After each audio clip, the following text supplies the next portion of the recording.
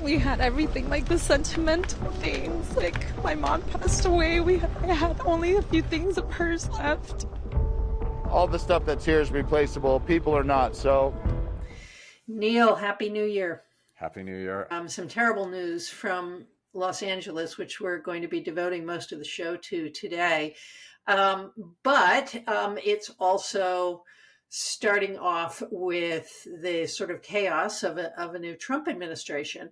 So I want to jump right into the breaking news. Right before we started taping this show, I picked up a notification on my phone that the Supreme Court has unanimously upheld the TikTok ban that is set to begin on Sunday. I wrote about this a little bit earlier in the week, but any quick thoughts, Neil? Um, God, I'm a bit surprised by the unanimous decision there. I'm curious what you think about that. It's going to be really interesting to me to see the sort of cultural fallout of that and the response of Americans when this goes into effect. Yeah, I mean, my feeling was, and I sort of sketched through the decisions and the concurrences, I don't think it was a real free speech case.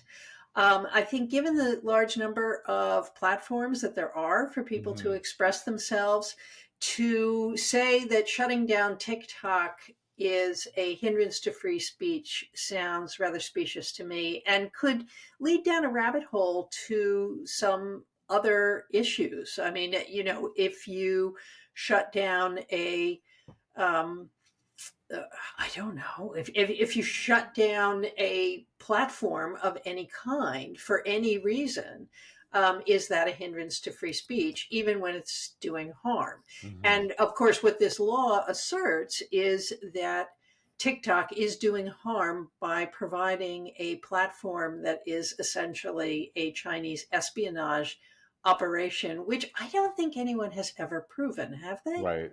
That's the thing that I've always had as an open question for me is it's been asserted over and over again, but I hadn't seen the sort of convincing case for that.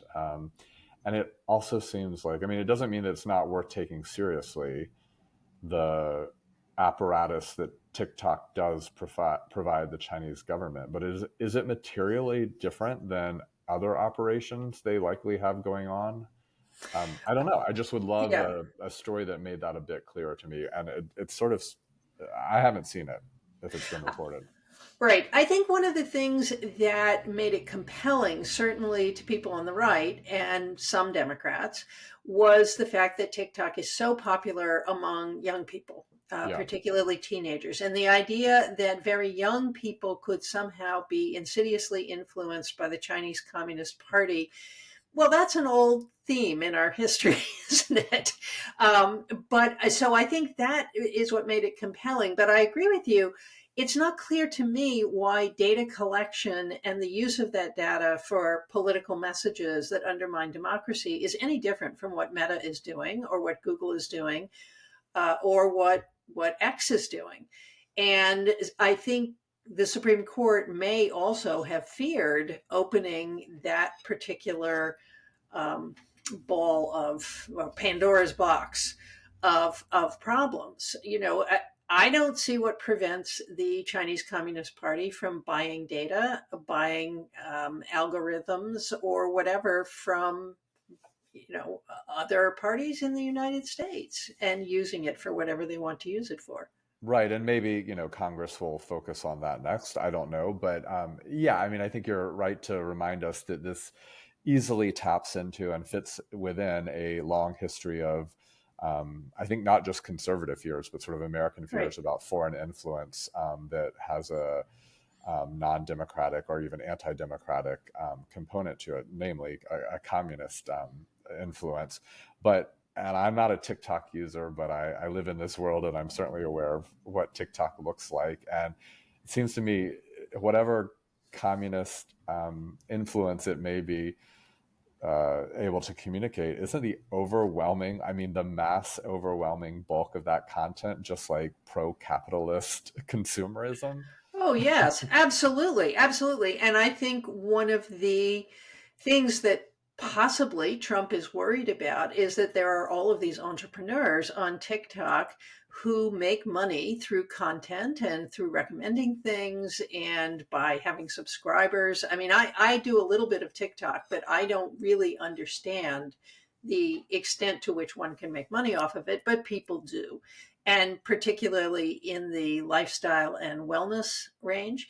Now, one of the things that might happen, and I don't want to spend too much time on this because we have so many things to cover today, but one of the things that might happen is that Trump could come in and stay this deadline for 90 days Hmm. while he tries to figure out some kind of solution. Because Trump, having been very anti TikTok because it's Chinese owned, is now very pro TikTok because he was told how popular he is on the Right. platform. And he is. And, there's been this huge propaganda campaign about the Trump family on TikTok.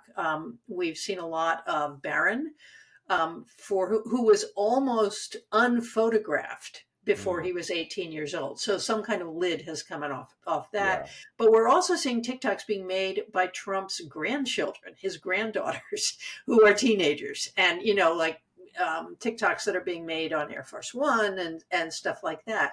So I think there's some kind of reset happening at Mar-a-Lago about how this platform could actually help consolidate his base and build popularity for the Republican Party among the younger generation. Claire, are you suggesting that Trump does not have a coherent and consistent policy position on a major issue? Well, who would go that far? But yes. And I also think he's a media animal, and Uh-huh, that one absolutely. of the aspects of being a media genius, which I think he is seeing the possibility in things. Hmm. And I think what was really rash is him taking an anti TikTok position simply because it was Chinese, which is, of course, much more consistent Right. with his personality. Um, so let's go quickly to the news roundup. We're T-3 to day one of Donald Trump's second term. And after reporting very little of what that would look like, I mean, my wife and I were reading the newspaper this morning saying, why didn't they write these articles before the election? The news of the next 4 years may be really ugly, and we're starting to get a hint of that. We had President Biden's farewell address, in which he warned of the rise of an American oligarchy. I'm glad he's finally figured this out. Um, Neil, do we need these farewell addresses? I mean, they seem to be starting to be a thing. I mean, I actually think that there's something useful as a historian to have presidents deliver this sort of Mhm. address at the end of a term. I think in a way they may not be as helpful in the present moment as they might be useful to future historians Right, as a document that's, ripe for interpretation. I think right, if anything, especially with this example with Biden, I mean, the overwhelming response I saw to Biden's farewell address was not an appreciation for it or an agreement with it, but that that actually it was the latest and maybe the most lasting demonstration of how out of touch he was with the real stakes of the election this year, and also just the real failure of his administration to guard against the very things he's warning us about right. as he leaves office. So it certainly doesn't seem like this is a moment or a speech that has served Biden well in his political legacy right now. It'll be interesting, I think, how historians interpret it down the line. But yeah, I'm all for presidents saying more formal things and leaving those for the record. Okay. And of course, Washington did it, and Eisenhower famously did it. And then we didn't really have farewell addresses until Obama gave one before Trump came in. And I sort of felt like that was sort of, I'm here with you, I'm holding your hand But it was, I wept my way through it. Yeah. I kind of feel like Biden doing it, and I agree with you. As historians, I think it's very useful on a certain level. It's also kind of clinging to a sort of formal institutionalism that feels irrelevant now. I think maybe that's partly why I would defend it and hope that Hmm. we continue to have it. I mean, Trump didn't give one. He certainly won't give one again. But as all the institutions crumble, and even as like our norms disappear, I think partly that's why I am appreciative of this, because it does feel like exactly that, some sort of formal um, institutional um, I don't know, stake in the ground that says like Right. we still have systems, we still have norms, we still have historic practices, even if this one doesn't have a lot of precedent. Right, right. We don't have to tweet our farewell address, for example. Or TikTok Yes. it. So we've got a couple other news items today.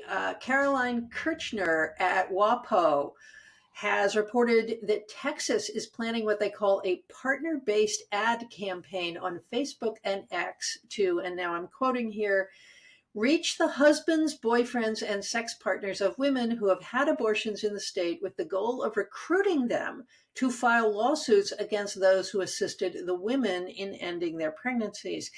And the Texas Attorney General, Ken Paxton, who is a sleaze bucket, has said, well, this isn't about prosecuting the women, although in the end it is.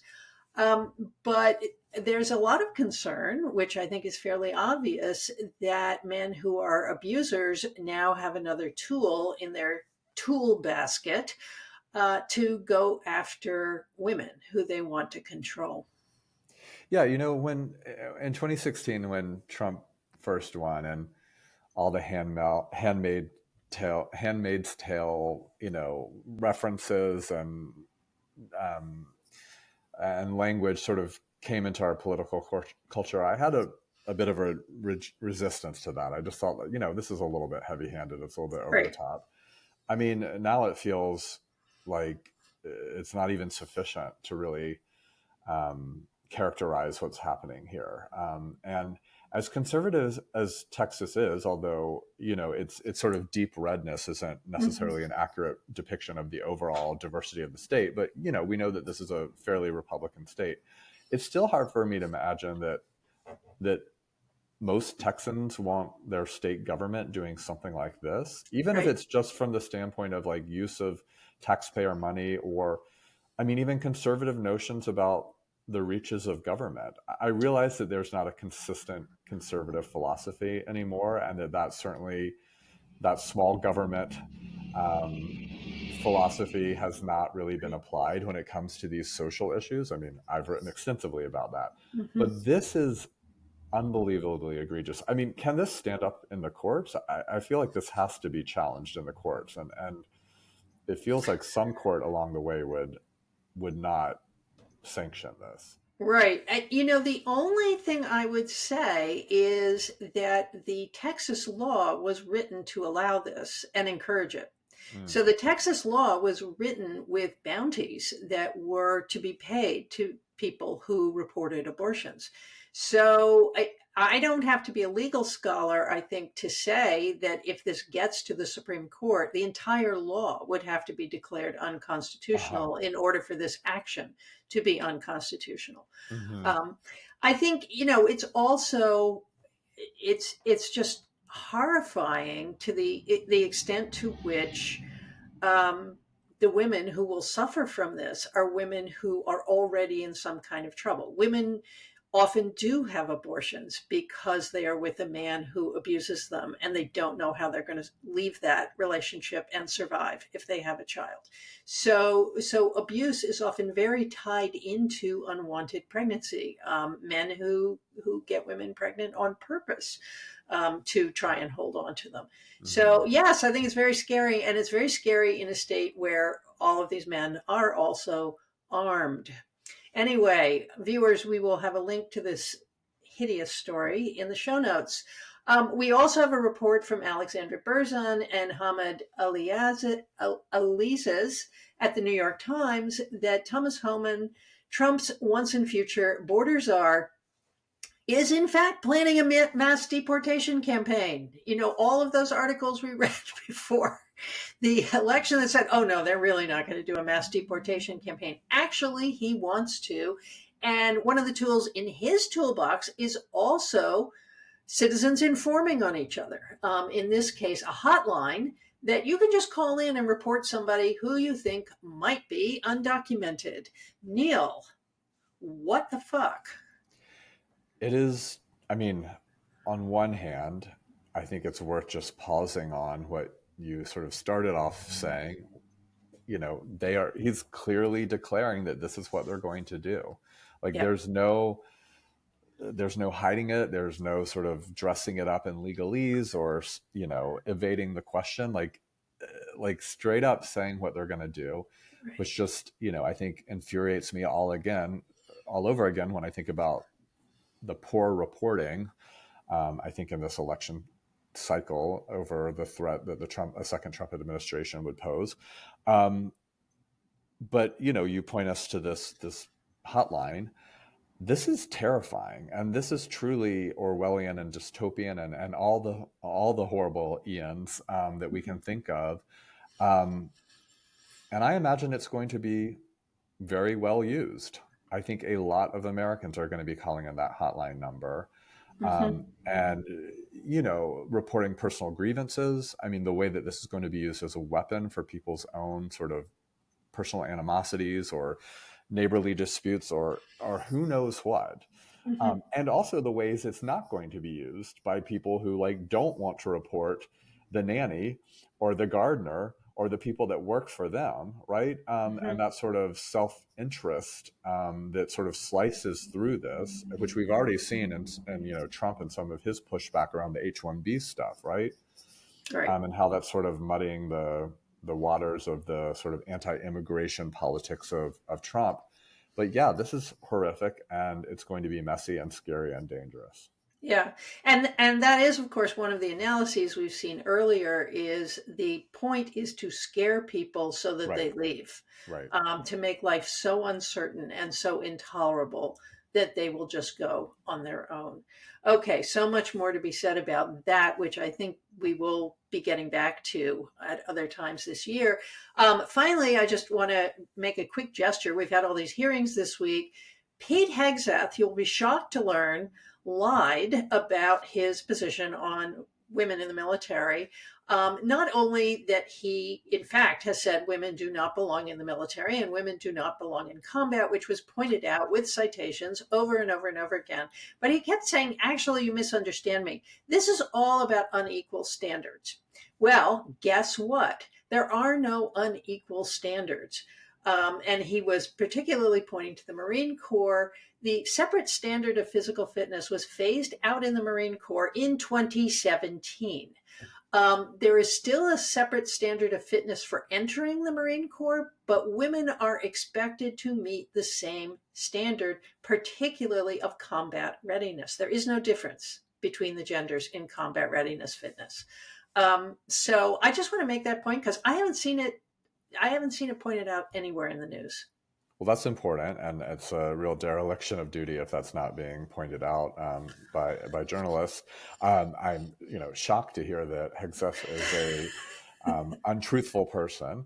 I also think that like his testimony, his hearings, his Senate hearing, and just like the way he's operated in the news, it's not surprising. I mean, you know, politicians are generally adept at taking questions or taking interrogations and spinning them in the ways that, you know, benefit them. But he's more than a politician. He's someone who's spent the bulk of his career as a Fox News host. So like this is his daily professional practice of like spinning lies into propaganda. So not surprising that he was like that he's at the ready for this, and he'll continue to do that if he's appointed, if he's confirmed. And this is really scary. I keep using that word, but honestly, what else is there to say, especially about a position as important as Secretary of Defense? To have a person of this character in that role, Katie barred the door. I mean, it's really frightening. Yeah, it is really frightening. And of course, one of the things I love about the separate standard is there was one moment in the hearings in which somebody, I think it was Tammy Duckworth, asked him a bunch of questions that he couldn't answer about who our allies are and, where they are and so on and so forth. And he said at one point, he said, this isn't important that I don't have this kind of experience, because I'm going to have all kinds of people around me who do have that experience. And I thought to myself, if some woman who was in front of a Senate committee said, oh, it doesn't matter that I don't know anything because I will hire lots of people who do, she would be laughed out of the Capitol. Absolutely. And like, what is the basis upon which he believes that he should be in this role if that's his response to this? I mean, Twitter still has its moment. I refuse to call it its new name, but the anti-Pete memes that have been on Twitter in the last week or so have been great. I've seen him referred to as the Republicans' DUI candidate, which of course is a wonderful way of poking at the fact that he apparently has a raging alcoholic past, and also this whole anti-DEI stuff that the right is obsessed with. So. But he is also their DEI candidate. I mean, there's nothing. I mean, I shouldn't even use that term, because it suggests that there's legitimacy to conservative arguments about DEI. But this guy is not qualified. That's what should be said. This guy is not qualified by any measure, and is showing himself to be that over and over again in his public statements. And it's wild to me that there are Republican senators like John Thune, or any of the sort of what I would assume has some sort of rational mind left to them that would stand for this. Yeah. No, I think it's very disappointing, particularly around something like national defense, which is historically a Republican issue. So, Neil, I want to pivot to the tragedy of the fires in Los Angeles, which you have some connection to. And I just want to begin by asking you, what are you feeling right now? Well, I think, as probably our regular viewers know, I live in Los Angeles in West Hollywood. I have not been there while this is going on. I'm still here in Florida, where all my family is, but my husband was there all last week, and it was scary. I mean, it was truly terrifying. We've in the almost 5 years we've lived in LA, we've certainly. To live in LA, to live in Southern California, is to be mindful of the threat of fire. And certainly it's an ongoing, regular feature of life there. But I've never been personally concerned about it sort of hitting our area of this enormous, metropolis, or even that like these fires, as devastating and destructive and horrific as they've often been for, people immediately affected. I just never imagined it on the scale of this, even as we've been warned over and over again that something like this was coming. So it's heartbreaking. It's scary. It was particularly frightening to be separated from my husband, and for him to be out there, and for, literally every single one of my friends who lives in all sorts of different parts of LA last week to, at one moment, if not for the entire week, be under threat. I mean, that was truly, truly alarming. The Runyon Canyon fire, or the news media is calling it the Sunset Fire, but all of the locals are calling it Runyon Canyon Fire because that's what was on fire.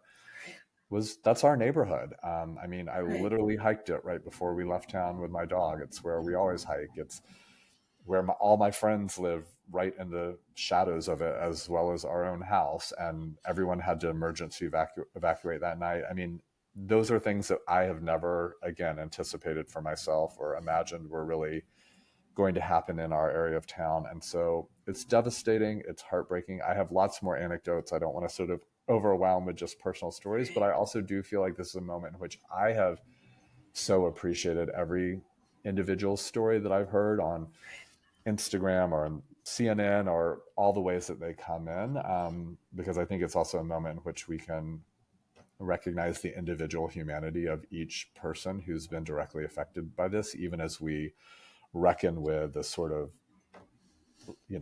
really the global impact of this, and certainly of the, the local and state impact of this for Los Angeles and California.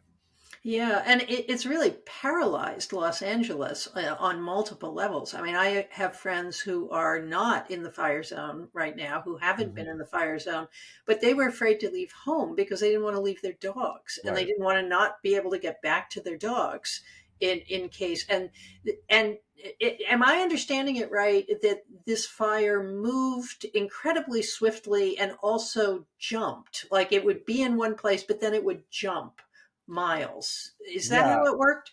I mean, partly, I think there's also a lot that's not yet still known, like how the fires began, how they started in other areas. I mean, it is definitely in terms of the spread of the Palisades fire. And also, I would think that it's believed that the case with other fires that began elsewhere, you had hurricane level winds happening Right, that were blowing embers miles away. right. So that is just something that, I mean, I don't know if that's been seen before. We are all every year there's the Santa Ana winds Right. time of year. Although I never knew it was in January. I think of Santa Ana winds in the 5 years I've lived there. People talk about it, and it's you're aware of it sort of in the September, October, November period. Right. So I didn't even know it could be a thing in January, let alone that it could reach 80 to 100 miles. And the absolute dryness of Los Angeles in January after 6, 7, 8 months of no rain. Um, Right. it's it was a catastrophe waiting to happen because of the conditions. And I think that what was really remarkable was the difference between what happened Wednesday night and what happened Tuesday night. Tuesday night is when the Palisades fire started and burned down an entire, neighborhood is not even the right way to describe how big the Palisades is, but wiped the Palisades off of the map Tuesday night because no helicopters, no aircraft was able to get up in the Right. air. And Wednesday night, the winds had died down to a normal level. It was still very windy, but all those helicopters, all those planes could get up into the air. And because of that, they were able to put out the Runyon fire. 100% of it was Hmm. contained within, a 24-hour period. And that disparity of what was possible on the two evenings, and also what that allowed for the fires to do on Tuesday night as they raged out of control. It was just something I've never seen before. It's also, I mean, I think we should talk about the politics of this, or at least the political Right. coverage of it. Right. Although maybe we should stay a little bit more with the actual devastation on the ground. Well, I do want to talk about the politics of it. I also want to ask you a question, which is, there were stories about people in Altadena who stuck with their houses, were trying to douse the flames with garden hoses. And by the way, we have two historian friends, Vicky Ruiz and Becky Nicolaides, who have lost their homes. Yeah. And we love you guys, and we're really, really sorry and thinking about you. But I also remember there have been stories in the past about people not leaving and saving their home by being on the roof with the garden hose. Is there some way in which there's a narrative of self sufficiency in Southern California around these things that really did not prepare people for the immensity and the futility of trying to save your home? Yeah, I think it's so important you say that because I've heard even from friends who are just like, wow, did you see that video of that guy with the hose? Like, how stupid of him. Right, Like, but I think you are right as a historian to remind us that that is not a isolated, like crazy person that right, are just a irrational thinker, but that actually is a sort of historical example that we have over and over again in the history of right, California. Again, fires happen all the time, and they often burn down a street or two, right? And then there's other people who, because of where they are and the time they have to prepare and the work that they're able to do as individuals of, you know, taking the hose and making their lawn and their roof uh, thoroughly wet, that has worked in the past. right, But no one knew the cataclysmic event of what this was going to be until it was in the midst of it. And also, I think, there's that libertarian tradition, that there's that sort of bootstrap tradition in Southern California. And even if that doesn't necessarily have as much of a sort of political presence like electorally anymore. I think it's Right. very much like embedded in the spirit and the culture of Southern California. And it's certainly been the way that many a Southern Californian has responded to fires before. So not surprising that they would do so again now. Right. And I actually want to point out Becky Nicolaides' first book is called My Blue Heaven. And it really is about that independent spirit in which Hmm. people went out to Southern California as workers, and they would, they would get working class jobs, and they would get together enough money to lay a foundation on a lot. And then they would work and make more money, and they would build the front of the house and so on. And what Becky sort of points to is this is the basis of the anti-tax movement in Right. California, that people said, I built this house with my bare hands. I've paid for it. Why am I paying the state to keep it? But there's also something kind of winsome about this, particularly in Altadena, where, as I understand it, that was a middle class Black home owning community that is probably just gone because of what happens to prices and the market in Los Angeles. Oh, absolutely. And all the attention to the Palisades is this like enormously wealthy neighborhood, and I think the reactions to that, a lot of it. I mean, it really spanned the spectrum, and a lot of it I thought was pretty ugly. People sort of being Right. gleeful that multimillionaires were losing their homes. That's ugly in itself, but it also just misses the real, like, larger impact of this fire across multiple areas of Los Angeles and really Right. diverse communities. And you think of a place like Altadena, where, I think the average person in the Palisades is certainly one of the least vulnerable to be impacted by natural disasters when we think about that in the last decade or so. A lot of them have second homes, a lot of them have like just all the resources available to them. But a community, a middle, sort of solid middle class community like Altadena, I mean, I would imagine that the bulk of those people, their entire assets were tied up in that Right. home ownership, which of course we know is the basis of like most Americans' Right. nest egg. And to have that wiped off the map, um, I don't know how those people recover. There's no way the insurance companies are going to come through for these people in a way that like makes them whole. There's going to have to Right. be enormous governmental intervention here. What is the possibility of that given where we're headed politically? I mean, I think California will do everything it can, but I don't think it can cover this alone without a federal government involvement. And is the Trump administration going to help out? They're already Yeah. politicizing this moment, as we would imagine they would. Yeah, and right now they're talking 25 to 30 billion. I think it's going to come in and much bigger than that, particularly Absolutely.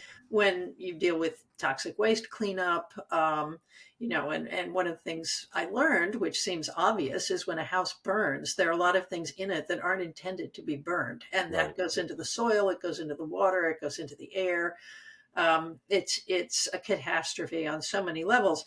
I think what you're also pointing to, Neil, is that Donald Trump has a long history of being reluctant to provide aid to places that he thinks do not support him, and punishing people for not being Trump voters. And we can be almost certain that this will be the case now, right? Yeah. I mean, and Mike Johnson he keeps saying this, right? That like it's an open question whether or not they'll send aid to a state that doesn't support Trump and that hasn't aligned itself with policies of the Trump administration. Um, Gavin Newsom barked back, and I have mixed feelings about Newsom as a governor and as a political animal, but sometimes he is just absolutely spot on. And this was a Right. moment where I thought, he said, first of all, our state has sent millions and millions of dollars to Louisiana and to other Texas and places when they're under Florida, when they've experienced, a natural disasters. Right. And also this state of California contains millions and millions of Trump voters. Right. And I think this is sort of the distortion of the electoral college, right? That we've talked about time and time again, Yeah. that like you perceive red states and blue states. And that is not at all accurate for the political diversity within almost every single state, and certainly a place like California. And certainly a lot of the areas that actually have been burned down. Right. actually probably have higher levels of Trump support than many of the other places in California. So it's ugly to begin with, just the fact that like this is an enormous disaster for our country, and for Trump to politicize it. But it's also just a complete misreading of even the nature of who these people are, and their connection to the Trump administration. Yeah, I think that's right. And of course, we saw this during the campaign, during the catastrophic flooding in Western North Carolina, Yeah, where Twitter influencers on the right kept talking about Appalachia this and Appalachia that and spreading all this misinformation that the Biden administration was not supporting those people, which it was, yeah. to the tune of billions of dollars and thousands of aid workers and so on. But why were they talking about Appalachia? They were talking about Appalachia because actually Asheville, which is the best known town in Western North Carolina, is a liberal town. Deeply blue. And North Carolina is a purple state. That's right. And so this depiction of North Carolina as this neglected Trump country was also manufactured on the right. I want to ask you another question, Neil, which I don't think either of us know the answer to, but we could spitball it a little bit. Why is there such a strong desire to blame now? All the criticism of the Los Angeles fire chief and the fire department, all the criticism of Karen Bass. There are sometimes catastrophes that we are truly not prepared for. And, I'm thinking about the flooding of New Orleans. I mean, I remember seeing New Orleans underwater back in 2004, Mm-hmm. and being stunned. Being in New York during Hurricane Sandy and watching water gushing up through the Brooklyn Battery Tunnel, which was right below my apartment building. Um, Nobody had ever seen these things before. So why are we rushing to blame at a moment like this? Well, this is one of the questions I've been thinking about the most over this, past week and a half, because it was so fast, swift, and immediate. I Yes. mean, and I think the thing that really I found so jolting about it was to be in the midst of the terror. And again, I was so fortunate, like I was here, so my body wasn't, under threat, but my husband was there, my home, my friends, to be in the midst of that terror and to already be getting like the politicized Right. messaging around it. And it was happening via the news. It was happening via social media. It was happening via like even friends of mine who were reaching out to me and thought they were offering some sort of comfort, but that in that comfort we're saying like, wow, it seems like the leaders of your city really let you down. And I thought, this is not the moment for this. The Right. fires are still raging. And also, yes, to your question you're asking, like, what is it about right now that we are in a moment in which blame is ever present and so readily available? And I think Right. obviously any catastrophe ought to be scrutinized. It also ought to be understood and studied, and through that, for the purposes of doing better next time. But that's not what this is about, right? Right. This is about the quick, political points that can be made by going after it. And I guess to get to, I mean, I would just put forward the theory that seems readily available all the time, but I don't think it's wrong, is social media enhances Right. this and makes it Right. possible. Everyone has, a platform in their pocket that they can sort of voice these views. And I think the nature of social media only encourages that sort of immediate critique and that turn to blaming right away. It's the political culture we live in, and it's also the sort of technology structure that we live in as well. Right, right. I think that's very important.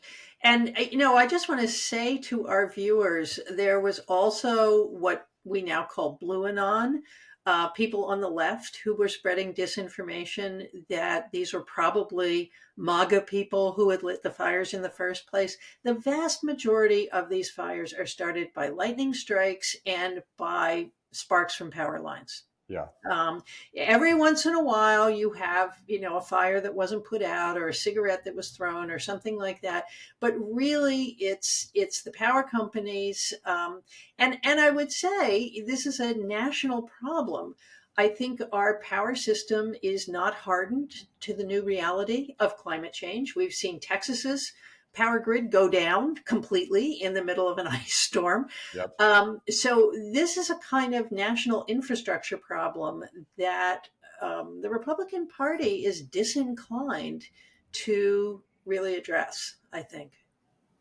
Yep. And it's, only going to get worse. And I will say, maybe to end with a little bit of something lighter and optimistic and hopeful, I have been just overwhelmed and so touched by the way that Los Angeles has responded to this Yeah.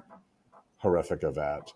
The outpouring of volunteerism, of community connection, of civic engagement, of neighbors helping neighbors is Yep. absolutely overwhelming. I mean, all of my friends are doing everything. We've done the most we can from afar to contribute to that. But to the boots on the ground Right. love for the city, for communities, for neighborhoods. I mean, volunteer centers are turning away donations, and they were doing Right. that within like 48, 72 hours after the worst of these events. They've been overwhelmed by donations, and now they're redirecting those energies to other useful things right now. And of course, there's a long haul ahead of us, and people will really need help in the Yeah. months and years ahead.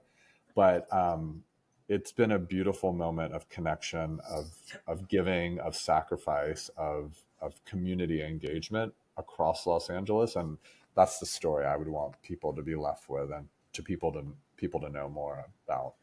That's fantastic, Neil. And I just want to say to our viewers, this is a time to both be generous and to be cautious. Don't give money to people you don't know. The Yeah, scammers will come out. There will be GoFundMe's featuring, poor, sad pets and so on and so forth.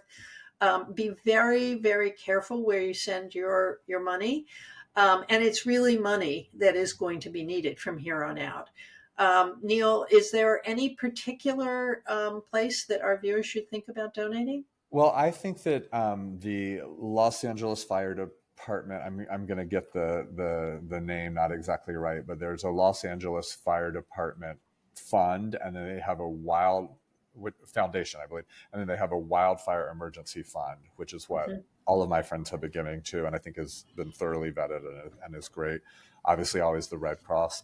The Pasadena Humane Society is doing just unbelievable work for the thousands of animals that have been, threatened by this, and they're at beyond capacity. So those would be the three I would highlight. But then I think a lot has been said about putting money in individual people's pockets. And I think that's where, again, your point about being, cautious and being mindful, and like certainly not falling for scammers.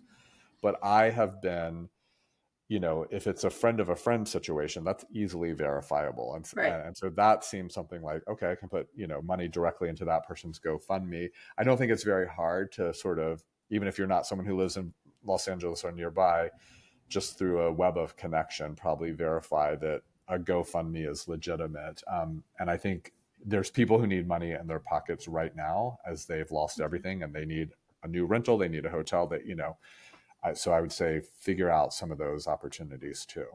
Great. And we'll put some of those up in the show notes. And I just want to say, anybody who takes out a annual subscription to Political Junkie during this period, your money will go straight to wildfire relief. And I'm going to keep that going for the entire month of January. So if you want to take out a subscription, I will send that money to wildfire relief. If you want to send wildfire relief in the amount of $50 or upwards, you will get a free subscription. Just send me the receipt and I will sign you up for an annual subscription to this Substack. Okay, Neil. Yeah. And we love you all. So what would you like to go viral this week, Neil? Okay, I have to share this podcast series that I just raced through the other day. Okay. I need a new podcast. Well, I'm a fan of, or I don't know, I'm really into the Troubles, and I talked recently about Say Nothing, and I've just, having binged watched say nothing. I was just grabbing for any sort of Northern Ireland content I could come by. And so sort of the algorithm has been feeding me a lot. There's a lot of good content out there, especially in the podcasting space. And I came across this absolutely incredible BBC production called Blood on the Dance Floor. It's 6 episodes. It is the untold story of the murder of a gay police officer in Northern Ireland in 1997. And this was so fascinating. So it's a story about this man named Darren Bradshaw. He was one of the first openly gay police officers in Belfast at a time in which, even in the late 1990s, it was very, very hard to be openly gay in Northern Ireland. And so they go into the history of sort of homosexuality in Northern Ireland, which that alone is fascinating, talking about how, in contrast to England and to Ireland, which were who like in the 70s had decriminalized homosexuality and had, you know, visible gay communities and on, it really wasn't until 2 decades later that Northern Ireland, which is like the most religious of, you know, of the, you know, far more religious than Ireland or England or even Scotland, that it just had this like this persistent conservatism that had really kept a visible gay culture from emerging. And so that was a fascinating history into itself. And then this man, this story of this man, Darren Bradshaw, he was only 24 years old and he was shot dead at a gay bar, the only gay bar in Belfast called the Parliament, in 1997 in front of all these people. And so then it goes into his personal history and the sort of bravery he had in coming out as a gay man in a police force that didn't really have anyone else who was gay, and in a country where, again, it was not very well accepted. And the really fascinating argument they develop through this is, and it comes out that he's killed by some Republican terrorists. And this is right after a ceasefire has been declared. And so his death actually prompted a new wave of violence. And Tony Blair became involved because this was like the lead up to the Good Friday Agreement. I mean, it was this like pivotal moment in this history. And so then one of the questions become like, was he killed because he was gay? And the answer of the podcast is no, he wasn't killed because he was gay. But because he was gay, and because he lived sort of such a marginal existence, which included having like only one gay bar to go to, he was much more vulnerable because he was visible. Wow.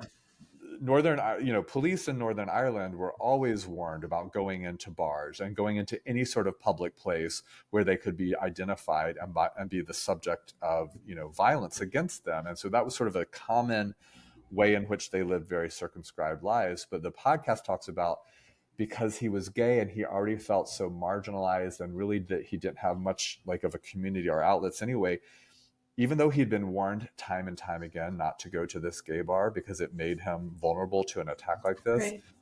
It was like the only place he knew to go to like connect to anyone that, you know, and to have any sort of community. And so in doing that, he was just a very easy target. So he, you know, they sort of conclude with, he wasn't killed because he was gay. He was killed because by being gay, he was in a place that made him vulnerable to an Wow. attack like this. And it's just fascinating. And the last thing I'll quickly say is this was a podcast in which I thought, you know, we say all the time, you know, queer history is history, meaning that it's not some, you know, sideline esoteric Yeah. thing, but it's at the heart of anything, any history that really matters. And I think this was such a wonderful example of that. Like, you cannot understand the history of the Troubles, and particularly this critical moment in that history in Northern Ireland and everything happening in 1997, if you don't understand this person's story and the centrality of it and the queerness of it as a part of the larger story of what was happening in these monumental years in the late 1990s. So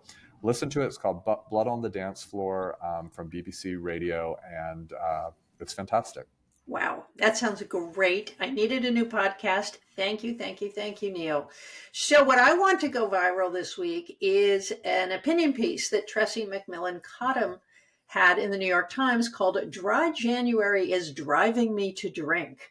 It appeared earlier this week, and in it, Tressie, who is a, sort of great media scholar, connects the dry January phenomenon, which is something that began in 2013 in the English Health Service, to sort of promote, good health and so on and so forth. And then it spread to the United States and is fully embedded in US wellness culture now. And what Tressie is saying is it's annoying because she connects it to an American history of teetotaling culture and of finger wagging that is not actually connected to being healthier or living a better life or even alcohol addiction, but rather to stigmatizing working class people and people of color. And she says, the failure to recognize this and the failure to recognize who is actually doing dry January, which is overwhelmingly white influencers on social media who are making it part of their larger performance of wellness. That the failure to acknowledge this is also a failure to recognize the communities where addiction are having the greatest impact and have the least resources to address it. I found it very compelling because I have a sort of odd relationship to dry January. I never do it. I have friends who do. I have read that it's not a terrible idea because every day that you don't drink is better for you. However, I would say the science of what drinking actually means for our bodies, if you're not a binge drinker or an alcoholic, changes every couple of years. I mean, we went through a very long period in which, it was sort of like, well, a glass of red wine every night is actually good for you, and Italians do it and they live longer. And so we have gone through a very prolonged period of saying, any amount of alcohol that a fetus is exposed to is bad. And then there's a whole bunch of us who were born in the 1950s who were like, well, what about that martini that my mother was prescribed every night by her doctor? So I think what Cotham's article really sort of impressed on me are the level to which we seek out easy solutions for difficult problems. And drinking is a difficult social problem. One of the things I read recently about alcoholism, which I had not known, is that there are alcoholics who have 50 drinks a day. And I don't even know how that happens. I don't know how you continue functioning at all. I don't know why you don't have holes in the bottom of your stomach almost immediately. But actually, that is what is meant by serious drinking. Whereas, many of us who went to a lot of parties around the holiday season and have a cocktail every night don't actually count as serious drinkers. And there's been this sort of attempt to question that and say, actually, the only good people are the people who don't drink at all. And as Cottam points out, that has a political history in the United States and has driven certain kinds of political repression. And we are in a period in which repression is imminent, as we've discussed at length today. So that's Tressie McMillan Cottam. Dry January is driving me to drink, January 14th in the New York Times. And I will link to it and to the podcast that Neil recommended, Blood on the Dance Floor, in our show notes, which you can only get as a paid up member of Political Junkie. So Neil, I've missed you so much. I'm so glad we're back on track, and I'll see you next week. Same. Quick clarification. Did you say 50? 50? 50. 50. I've read that in the newspaper. I don't even know how many bottles that is. I don't know how you have time to do, how many hours. And I'm also thinking about all the times you have to go to the bathroom. Okay, well, you learn something new every day. That is. I know. It doesn't make me feel good. I mean, I worry about things like, if I stop drinking, would I lose more weight? Yeah. And then I decide, who cares? But I get a better night's sleep. Yeah, exactly. Exactly. Anyway, Neil, on that note, I'll see you next week. Cheers. Bye.